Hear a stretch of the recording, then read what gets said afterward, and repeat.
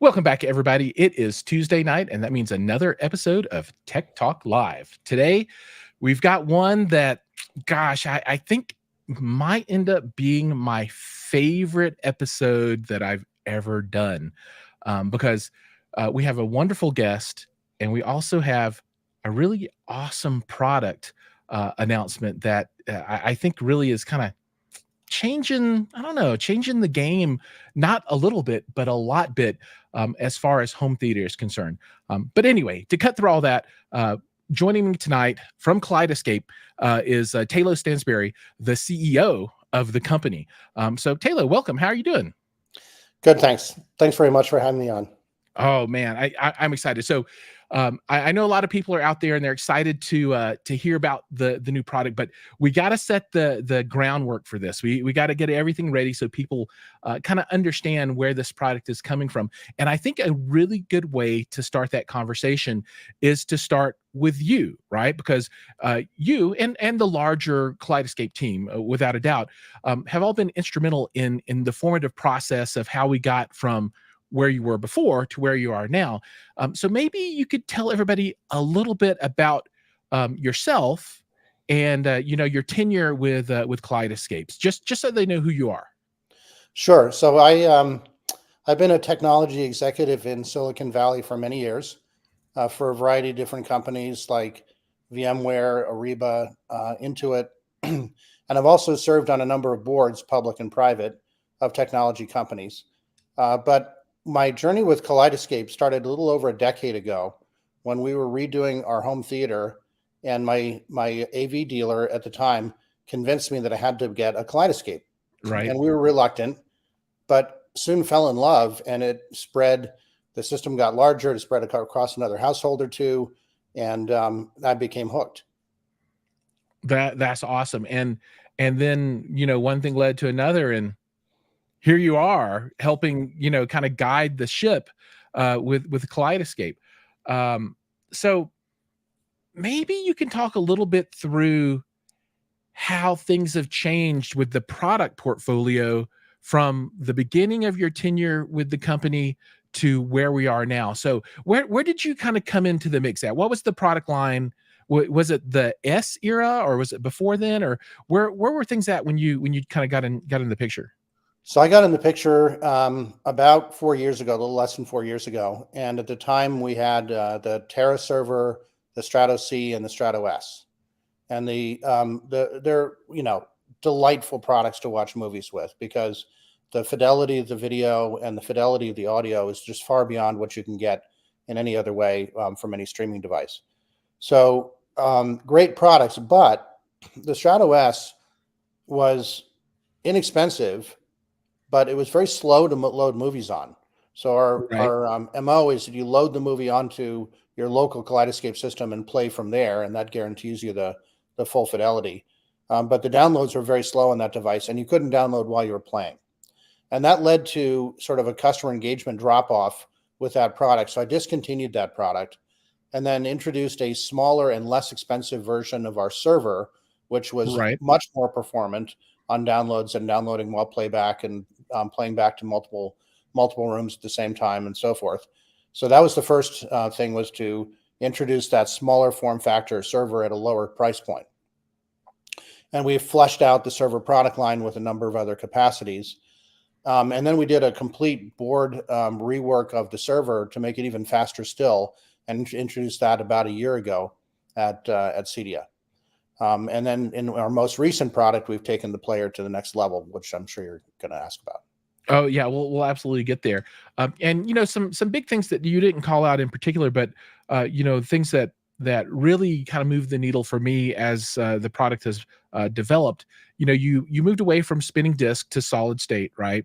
And anybody that remembers the kind of the evolution of PC computing when solid state drives came in, the performance improvement was astronomical, and you see the same kind of performance changes here. But I think people don't really understand the significance of the faster download speeds, because that really is a magical thing, right? Part of the goodness of this product is you can literally sit down to dinner and say, what do you guys want to watch tonight? It's movie night, and you can go through the Kaleidescape store, and you can pick a movie, and you can hit the button, right? Buy this thing, download it, and by the time you're done eating, you go downstairs or whatever, go to the theater, it's ready to rock and roll, right? I mean, that's unlike any other experience that you can have at, kind of that full fidelity video audio, best of the best kind of world. It doesn't exist anywhere else. So that's really important for people that aren't really fully initiated into the ecosystem. Well, let's initiate them to the next level now, right? So, oh, my Alexa is going off. Said, sorry, I don't know. I'm sure. So the new product is the Strato V, and this is a combo device, right? Meaning that it both plays and acts as a server. Is that correct? Yes, it's an all-in-one device, so it can hold about 10 movies and then play them back. Okay, It so can also download pretty quick. So you get a movie down in about 10 minutes. So it's about a bag of popcorn and a drink to prepare while you're downloading your movie. And you can download your next movie while you're playing this one at full speed. right on. And so I'm gonna, I should have queued this up, but I'm gonna go ahead and I'm gonna present out the Kaleidescape website, because I want people to kind of see this as we go along here. So let me add this to the stage. Okay, there we go. So just for folks to be able to see what this thing looks like, it's a small unit, right? So you can actually, in a 1U rack, put two of these side by side. So if you wanted to, you could have two players, or you could do the player and a storage server if you ever wanted to add that. So the footprint on this is really small, and it has a very sleek design. I mean, if you look at this thing, it's super cool. So yeah, it's very elegant and it feels good. It's thick aluminum and glass. It's really beautiful. right on. And then you can see that pictured here with the humongous servers that you guys have released, which is it's really cool. I mean, the new SSD versions are really big. Now this is an exploded version, and I want to talk through kind of what at least here is important to me, right? So the box, the design's very elegant, right? You've got your processor board, you got the cooling and the front panel, and then you've got that almost 1 terabyte of SSD storage built in, and that's the magic here, right? So one thing I want to point out to people is there is a stark difference with the release of this product of the accessibility of the Kaleidescape ecosystem from yesterday to today from a cost perspective. So literally yesterday, if you wanted to get in at the very entry level of Kaleidescape, you would need to buy a C player and the small storage server, and cost on that is like $9,000 or something MSRP. That's right. Yeah. Today, if you want to get into the Kaleidescape ecosystem, 24 hours later, you can get in for $39.95 MSRP with this one unit. Now, storage gives you 10, 12 movies, something like that. However, I mean, you can cycle your movies, right? So if somebody wanted to, they could buy this unit, buy 100 movies, download the 10 that they or 15 that they want to watch at that moment, and then just cycle them through as they needed the content available, and they're in. That's right. And it does some automatic housekeeping. Once you've watched a movie, it'll eventually let it go away if you have more movies queued up to download. So it makes it pretty easy. Right on. It for me, it's just the price point on this really has brought this from what might have been an aspirational product for someone to an absolutely realistic product for what I would consider to be most anybody in the, like, probably starting at the mid, maybe even low end enthusiast now, right? So for people that are serious about watching movies, this isn't a super duper expensive device anymore to get them into the best player that they can use to enjoy movies in their environment. So, it's absolutely a game changer for me. Now, I want to talk through some of the other items. Can I add on to your last point for a moment? Yeah, please do. Please do. When you think about it, at $39.95, it's at a price point where if you buy a good TV, it's comparable. If you Mhm. buy a good projector, it's way less than that. And if you buy a wall, oh my Lord, it's way less than that. So Yes. there's no way that at this point you should be buying a good TV projector or wall without buying a Kaleidescape to feed it, because there's nothing else that can feed that kind of video fidelity. Yeah, I agree. I was trying to do this math in my head earlier today. I was thinking through, if somebody were going to sit down and kind of price out like a whole system, and I'm not talking, a $200,000 or $250,000 system. I'm talking about something that you might find in most any enthusiast home, right? Sure. So just say they do like 100-inch television, and maybe Yeah. that's for a really good one is 5 or 6 grand now, right? And maybe they do like a top of the line kind of 16 channel Onkyo or something like that, and maybe that's $2,500. you know then whatever their speakers are, the $4,000 price point for the best You got it. That's exactly right. source out there, it's no longer like, this thing's 4,000, 5,000, and then I need 10 grand. No, it's in the mix, and it becomes something that I think anybody that's serious about watching movies and even TV shows has to consider now, right? It's not oh, I just can't do that. Now it's like, okay, this is doable, right? People buy, I compare it to folks that, buy like a really nice F-150, or maybe they buy a motorcycle or a turbo for their car, or, all these things. And all those things cost way more than the best that you can get for your home theater now, which is amazing. Yeah, that It's is amazing. absolutely amazing. And the difference really is the the image when you watch it on Kaleidescape versus on a streaming device. You just see things you'd never seen before. And when you listen, like in the soundtrack for the background noises, the dialogue, all of that is just so much cleaner because it's fully lossless audio. It's not highly compressed audio. What that means is that it's much more engaging, and the emotional impact of the movie is so much greater than it was before. So it Absolutely. just makes your movie watching experience entirely different. Yeah, and there really is no comparison, at least for me, in the world of Kaleidescape versus streaming, right? I mean, this is, this is the full lossless experience as opposed to streaming. 4K disc is obviously much closer to this than it is to streaming. So if you've experienced 4K disc and the difference there, that's that jump plus more gets you to the Kaleidescape experience. Now, there are other items that are new for this player that I want to talk a little bit about as well. And one of those is the addition of Dolby Vision, right? That's right. So for me, whenever I talk to someone about Kaleidescape in the past, the two big pushbacks were like, well, it's kind of pricey, and then, well, my TV does Dolby Vision and this doesn't, and those were the two things that always came up. Well, obviously, price has been addressed to a large extent. So, what was the thinking about Dolby Vision? So, what was kind of the item that pushed you over the edge of adding that into the hardware mix? We've wanted Dolby Vision for years, but the previous hardware did not support it.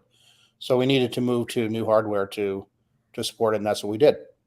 Right on. Yeah, and throughout the day today, as I've kind of watched the release go along and that kind of thing, one of the questions that came up was, well, will they ever software unlock my old player for Dolby Vision? And the answer there is no, because it Yeah, I'm just can't afraid do it, that we right? can't. No, Right on. that's a hardware constraint, and if we could have solved that with software, we would have done so years ago. Right on. Now, we're gonna go dig into this product now for the next, I don't know, 20 minutes or so, and talk about different aspects. So if anyone out there has questions, feel free to drop those into the chat and I'll get them in. I've got a whole bunch lined up that I want to go through. And we'll start kicking those off now. So another item that's new for this is the UI, right? So the UI, there's a special version for the V.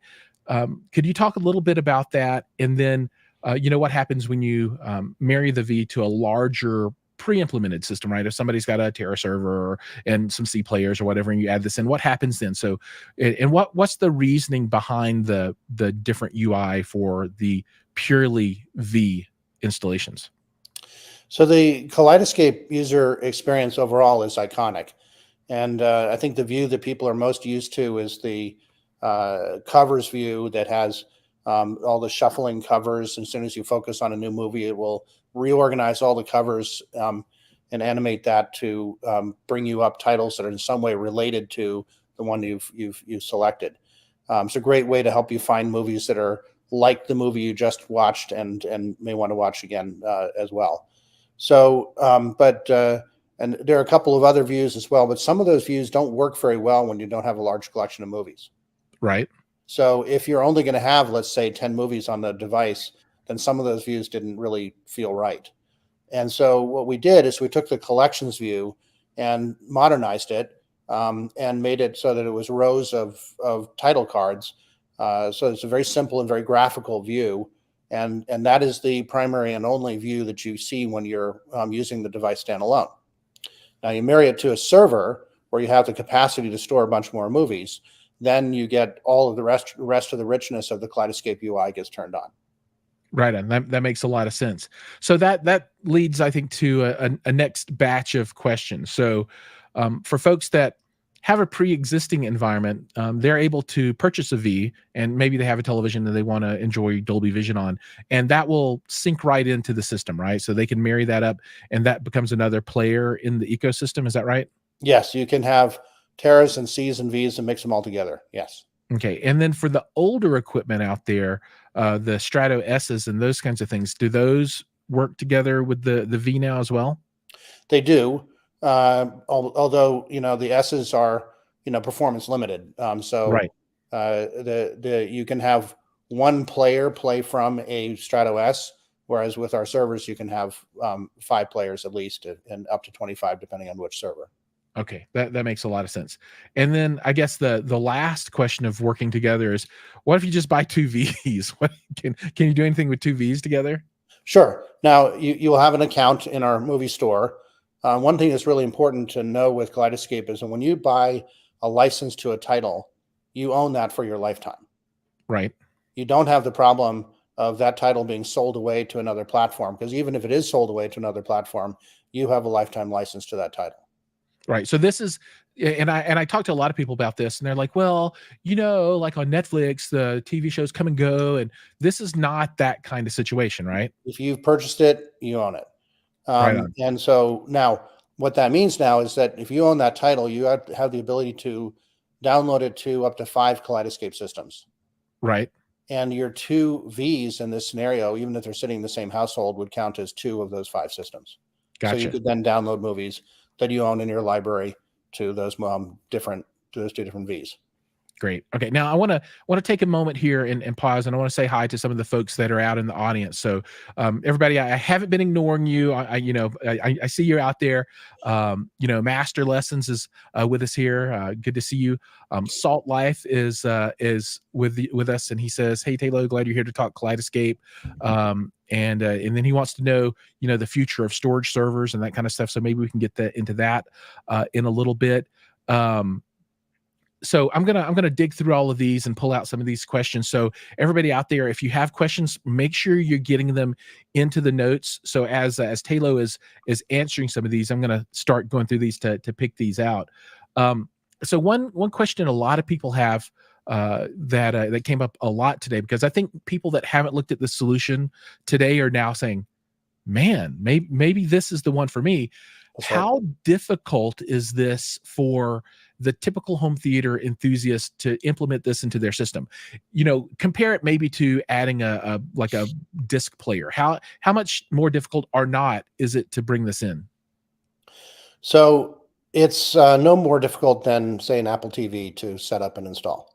It's not tricky. So that means that a lot of people are going to be able to just buy one and install it themselves. Some people will want to integrate it into a larger system with control systems and so forth. As soon as you get into doing that, then you probably need a dealer to help you. Right on. And so, I want to refer back to my experience. So I implemented the Strato S into my environment a while ago, and it was a little more challenging than adding a disc player, but that's because of the rich set of features that it brings to the table. And I've got a constant image height, anamorphic lens set up, right? And so for folks that kind of get into those esoteric kind of setups, if they're not super technical, maybe they could use some help on the bigger full systems. But for this, my expectation is that this thing is going to be super straightforward. All right, so we got GJ Hunter, and he says he's very excited about the new product. Halo, been looking forward to a player with these features. So thanks for jumping in, GJ. And let's see. Mia Francis is here. I'm an old Strato all-in-one owner, and I love this new option. I'm in the exact same place, and I will have one of these in my living room for a brand new 100-inch TV that'll be coming here pretty soon that does Dolby Vision. So I'm super excited for that. So Aaron Ham is with us, so welcome. And he was asking about the interface that we've covered. So here's another question, and I know this is a big coding question, and there's probably not an answer to this one yet, but one question that is commonly asked is, for people who have movies that they own that aren't on their system, you can see that in the app, right? You can go and see all of your movies, but they don't show up in the UI. So for the V player, that will hold true, correct? So if you own, say, 100 movies, on the player itself, you'll see the 10 you have downloaded, and to see the rest, you'll have that. You had to go look at the app for that, correct? Yeah, that's exactly right. So you can see them on your phone, you can see them in your web browser, but not on screen. Right on. Is there ever a future state where there might be a tab in the UI to see owned but not downloaded? I've been asked that at least 50 times today. So I think that's a good question. Yeah, we've heard it a little more than 50 times. I bet you hear it all the time. So I'm not going to talk about future product, but we're listening. So you guys have noted the feature request. Okay.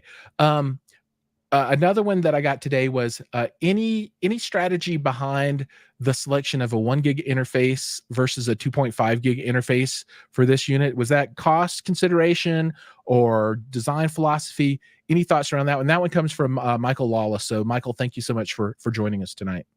Yeah, I think the thing that is probably driving that question is that our solid state servers have a 2.5 gig interface.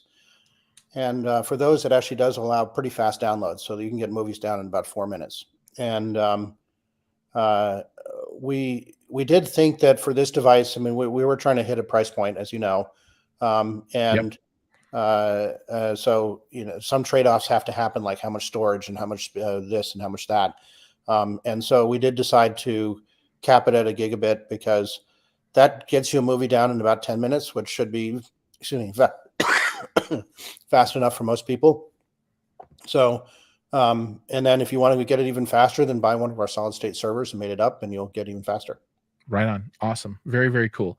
This one I think is a little bit out of scope for the conversation tonight, but I think it's cool because, Aaron he's thinking about, down the line kind of things for additional features, right? And Kaleidescape can handle different aspect ratios for your screens, but his suggestion is maybe one day you guys figure out how to do some auto aspect ratio kind of change stuff and add that in, much like maybe like a Mad VR video processor can kind of do that kind of thing. So there's another one to add to the list of down the line kind of stuff. Yeah, it's a request we hear a fair amount. Not as much as the show me my whole library on screen one, but we do hear it. And so, but I think that at this point is probably more the domain of the companies like Mad VR and Lumagen. Yep, I think so. Now, I want to say a special welcome to Richard. Richard is a channel royalty for me. He is one of my patrons. So I always love to see him in the crowd. And he asks a question that very quickly was on the tip of my tongue as well. So a feature that was added not too long ago for those that aren't, in the ecosystem is the disc to digital tool. And this is crazy cool, right? Because it allows you to plug a external player, disc player, into your Strato or Terra or whatever you happen to have, and you can put your disc in, and it'll identify that, hey, you own this, and then you're able to buy the digital copy of that movie for Kaleidescape at a often much lower price. I noticed that this V has that same USB port on the back.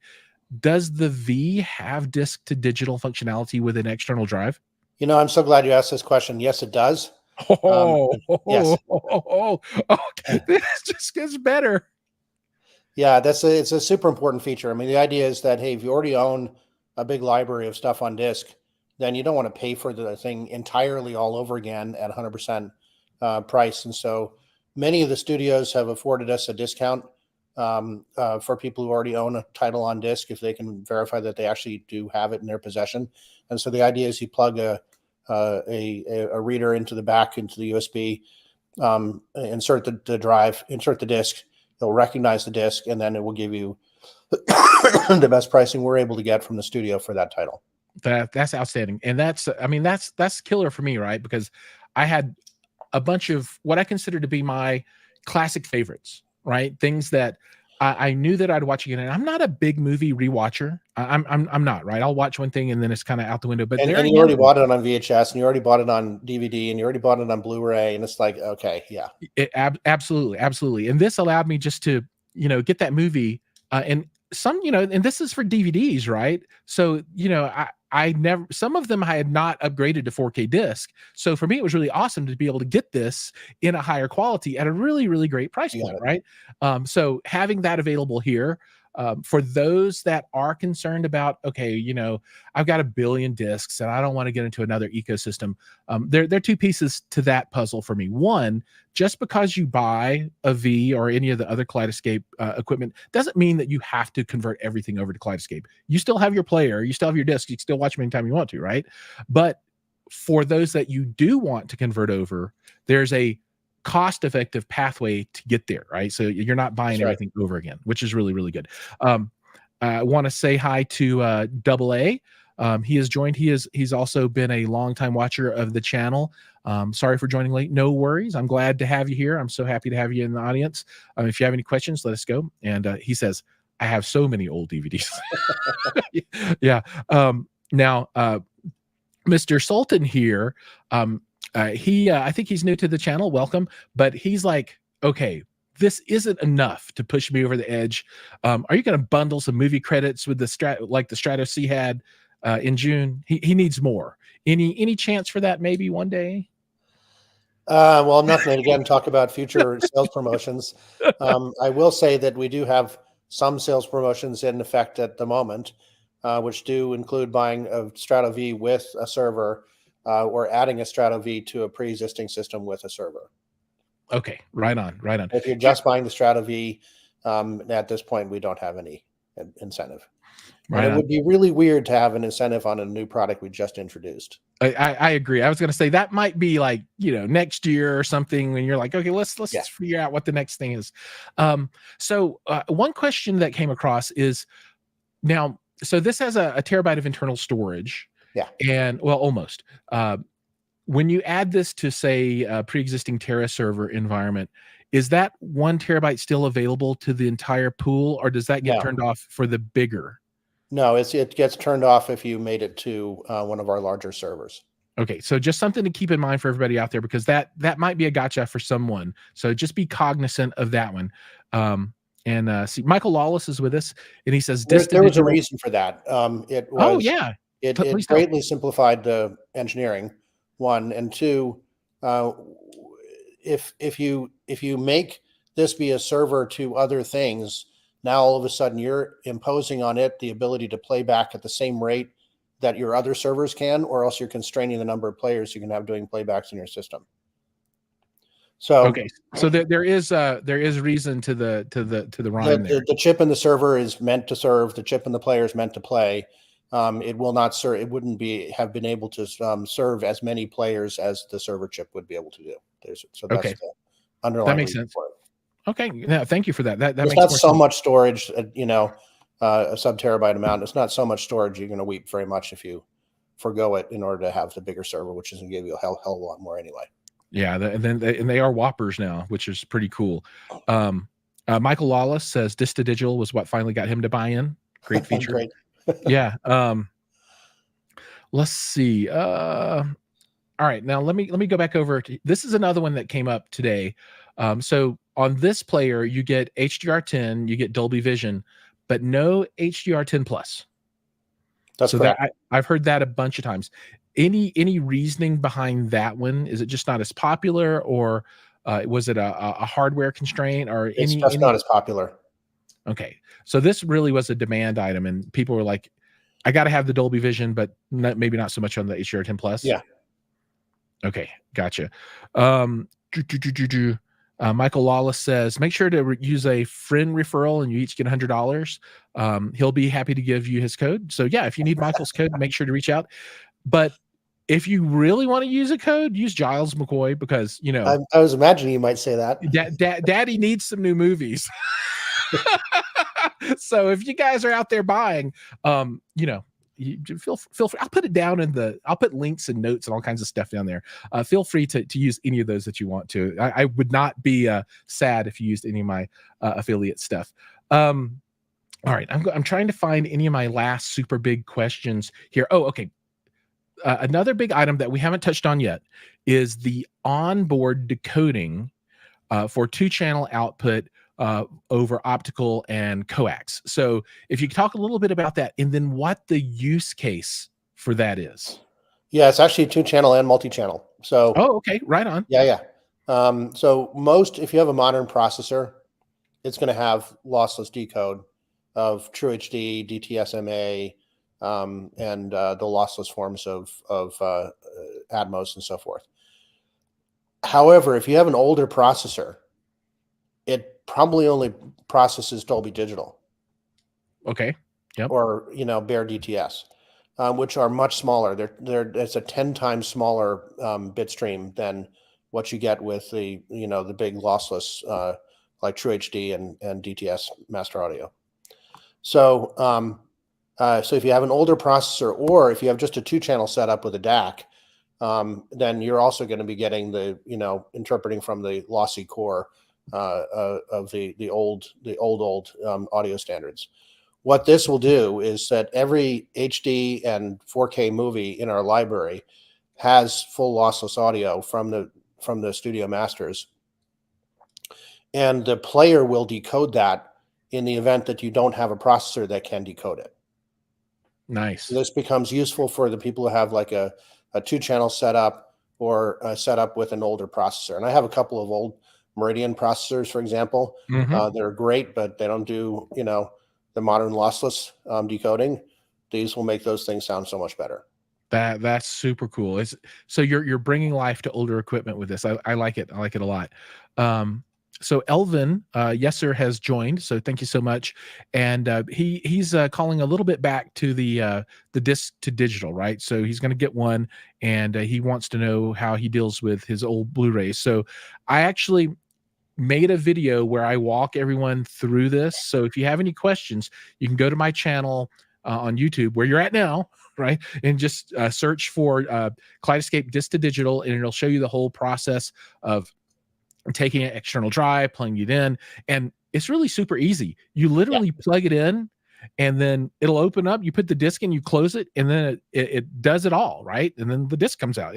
It's really easy. I mean, there's no struggle or challenge there at all. And then all you need is a USB disc reader, and we specify a handful of them that we've tested and work that you can get from Amazon. Plug it in, and a couple minutes per disc will recognize them, and then you get the discounted pricing. Right on. Unix super user says this really brings in a whole new customer base. I think that was probably part of the idea, right? And he or she is absolutely right. I was, we were actually talking about this a little bit beforehand, right? And I think of the home theater market kind of as a pyramid, right? And you have customer bases, and maybe as the price of equipment goes up, the customer base gets smaller, like a pyramid. And Kaleidescape was, maybe in this part of the pyramid, but with this price point, it's going to bring more of that pyramid in. So, we're going to get a lot more Kaleidescape brothers and sisters out there to join the family. And I'm super excited for that, right? Because I have a lot of passion for this product, because I have a lot of passion for home theater and experiencing it as best I can. And this gives me the best experience. I mean, bar none. And I've done it all, right? I've built my own Plex servers, and Plex is great, right? I've had just about every disc player that you can ever imagine. I've had multiple different NAS that I've built and supported for myself, and Dune and Zapedi and Zadoo and everything else, right? And those are all great, and they all have their spot and they all have their market. But for me, there's been no other product that has made watching a movie as enjoyable as Kaleidescape. Indeed, right? indeed. Yeah, it's a big deal. We've got some Kaleidescape. I don't know if royalty is the right word, but Josh Goldman of the Kaleidescape Owners Forum, a bunch of really good Kaleidescape fans over there, and CEC. This is a good one. So, any plans ever for kind of CEC integration with any of the devices? And I think this is a good question, because I could see a lot of people plugging this into their television directly, right, without anything else. And it would be kind of cool to have your TV's remote control kind of moving around. Any thoughts on that? Yeah, so certainly a request that we've heard a great deal and are listening, but I'm not going to talk about future product. Right on. So it's noted. People want it, and maybe one day. Okay, right on. Cool. All right. Now I don't want to drag this one out too long tonight. So I want to go ahead and close out with just a couple of more questions. And maybe comments. This product checks all my boxes to enter the Kaleidescape ecosystem. That's great. Except for the Ethernet speed. Thank you so much for it. So thank you, GJ Hunter. That's really cool. So I guess if somebody wants to buy one of these things, where do they get it? So how can they get into the ecosystem? Yeah, great question. So if you go to our website, then there's a dealer locator on there. So Okay. put in your zip and it'll find all the dealers near you and sort them by, how much Kaleidescape they've sold in the past and how experienced they are and whether they have a demo system in-house and all that. So you can see all that graphically. We also have a handful of retail partners. So Audio Advice is one, Best Buy is another. So let's see, Epic Systems is another. They're also on our website, and you can click through to their stores, so you can buy Kaleidescape directly from them. Right. Awesome. Very, very cool. And a special thanks to Brian here. He bought one today. That's very cool. Thank you. Just remember, use the code Giles McCoy when you set it up, so you can get some free movies. So I can't do. All right, folks, we're going to go ahead and pin this one up for the night. Everybody out there that joined, thank you so much for joining us tonight. Your time is valuable, and for you to come on and spend it with us is valuable to us. And we're honored that you would take time out of your day to join me and Taylor to talk about this great new product. And Taylor, for yourself, thank you for your time. Thank you. This is a pleasure.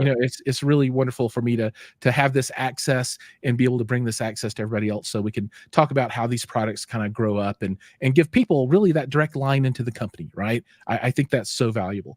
All right. And with that, everybody out there, remember, like, subscribe, ring the bell, do all those things, and I'll see you guys in the next video.